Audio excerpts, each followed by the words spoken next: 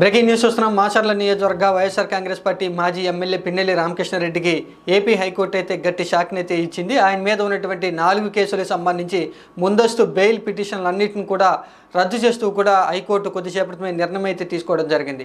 గతంలో పోలింగ్ జరుగుతున్న సందర్భంలో పోలింగ్ తర్వాత జరిగినటువంటి సంఘటనలకు సంబంధించి మొత్తంగా పిన్నెల్లి రామకృష్ణారెడ్డి మీద 4 కేసులు అయితే నమోదవడం జరిగింది. అప్పట్లో అరెస్టు చేయవద్దంటూ కూడా పిన్నెల్లి ఏపీ హైకోర్టును ఆశ్రయించడంతో ముందస్తు చర్యలు తీసుకోవద్దంటూ కూడా పిన్నెల్లికి ఏపీ హైకోర్టు గతంలో ముందస్తు బెయిల్ని అయితే ఇవ్వడం జరిగింది. ఇప్పుడు తాజాగా ఈ పిటిషన్లన్నిటి మీద కూడా విచారణ జరిపినటువంటి ఏపీ హైకోర్టు 4 కేసులకు సంబంధించి కూడా ముందస్తు బెయిల్ పిటిషన్లన్నింటినీ కూడా రద్దు చేయడం జరిగింది. ఈ యొక్క పిటిషన్లు రద్దు చేయడంతో పిన్నెల్లి రామకృష్ణారెడ్డి యొక్క పరిస్థితి ఏంటి అనేటువంటి విషయం గురించి కూడా అందరూ ఆలోచన అయితే చేస్తూ ఉన్నారు.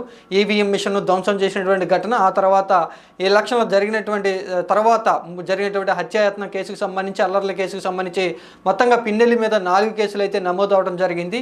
ఇక 4 కేసులకు సంబంధించి కూడా అడ్డుగా ఉన్నటువంటి ముందస్తు బెయిల్ పిటిషన్లన్నింటిని కూడా ఏపీ హైకోర్టు రద్దు చేయడంతో ఇప్పుడు పోలీసులు త్వరలోనే పిన్నెల్లిని అరెస్టు చేయబోతున్నారంటూ కూడా పెద్ద ఎత్తున కూడా ఒక చర్చ అయితే జరుగుతుంది.